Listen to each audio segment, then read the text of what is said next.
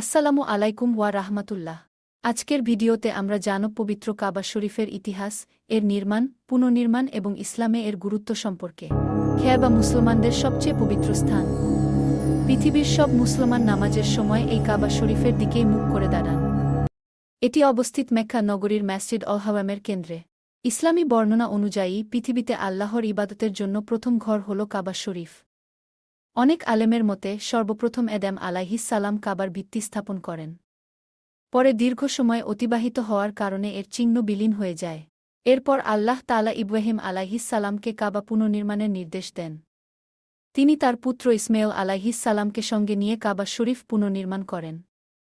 পিতাপুত্র কাবার দেয়াল নির্মাণ করতে করতে আল্লাহর কাছে দোয়া করেছিলেন, হে আমাদের রব, আমাদের পক্ষ থেকে এই কাজ কবুল করুন। নিশ্চয়ই আপনি সর্বশ্রোতা, সর্বজ্ঞ। কাবা নির্মাণের সময় ইসমাইল আলাইহিস সালাম পাথর এনে দিতেন এবং ইব্রাহিম আলাইহিস সালাম সেই পাথর দিয়ে দেয়াল নির্মাণ করতেন।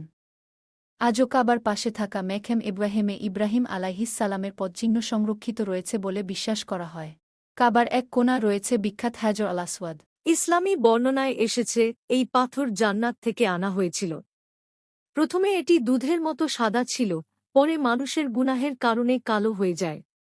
সময়ের সঙ্গে সঙ্গে আরব সমাজে শিরক ও মূর্তি পূজা ছড়িয়ে পড়ে। কাবা ঘরের ভেতর ও চারপাশে বহু মূর্তি স্থাপন করা হয়। বিভিন্ন গোত্র নিজেদের মূর্তি এনে সেখানে রাখত। যদিও তারা কাবাকে সম্মান করত, কিন্তু এক আল্লাহর ইবাদত থেকে দূরে সরে গিয়েছিল। মুহাম্মদ সাল্লাল্লাহু আলাইহি ওয়াসাল্লামের বয়স যখন প্রায় ৩৫ বছর, তখন বন্যায় কাবা ক্ষতিগ্রস্ত হয়। কুরাইশরা কাবা পুনর্নির্মাণের সিদ্ধান্ত নেয়।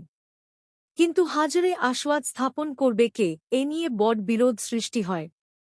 অবশেষে তারা সিদ্ধান্ত নেয় যে পরদিন সকালে সর্বপ্রথম যে ব্যক্তি কাবার দিকে আসবেন, তিনিই এই বিরোধের সমাধান করবেন।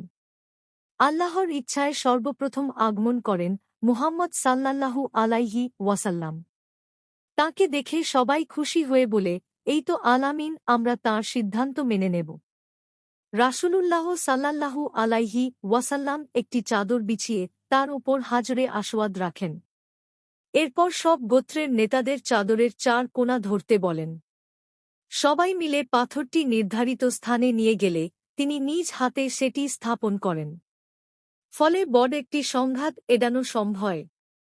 নবুয়ত লাভের পর রাসূলুল্লাহ সাল্লাল্লাহু আলাইহি ওয়াসাল্লাম মানুষকে এক আল্লাহর ইবাদতের দিকে আহ্বান জানান। মুশরিকরা তাঁর বিরোধিতা করে। দীর্ঘ সংগ্রামের পর ৮ হিজরিতে কনকোয়েস্ট অফ মেক্কা সংঘটিত হয়। মক্কা বিজয়ের দিন রাসূলুল্লাহ সাল্লাল্লাহু আলাইহি ওয়াসাল্লাম কাবায় প্রবেশ করেন এবং সেখানে থাকা সব মূর্তি অপসারণ করেন। তিনি কুরআনের আয়াত তিলাওয়াত করেন, সত্য এসেছে এবং মিথ্যা বিলুপ্ত হয়েছে, নিশ্চয়ই মিথ্যা বিলুপ্ত হওয়ারই ছিল।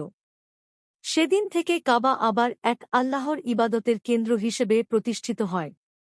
বর্তমানে প্রতি বছর বিশ্বের বিভিন্ন দেশ থেকে লাখ লাখ মুসলমান হজ ও উমরাহ পালনের জন্য কাবা শরীফে আসেন। তারা কাবা তাওয়াফ করেন, আল্লাহর কাছে দোয়া করেন এবং ইসলামের মহান ঐক্যের নিদর্শন প্রত্যক্ষ করেন। কাবার গায়ে যে কালো কাপড় দেখা যায় তাকে কিসওয়া বলা হয়। প্রতি বছর নতুন কিসওয়া পরানো হয়। এতে সোনালি সুতা দিয়ে পবিত্র কুরআনের আয়াত লেখা থাকে। কাবা শরীফ শুধু একটি ভবন নয়, এটি তাওহীদের প্রতীক, মুসলিম উম্মাহর ঐক্যের প্রতীক এবং আল্লাহর প্রতি আনুগত্যের প্রতীক। পৃথিবীর কোটি কোটি মুসলমান প্রতিদিন ৫ ওয়াক্ত নামাজে এই পবিত্র ঘরের দিকে মুখ করে দাঁড়ান। আল্লাহ তাআলা আমাদের সবাইকে পবিত্র কাবা শরীফ জিয়ারত করার তৌফিক দান করুন। আমিন।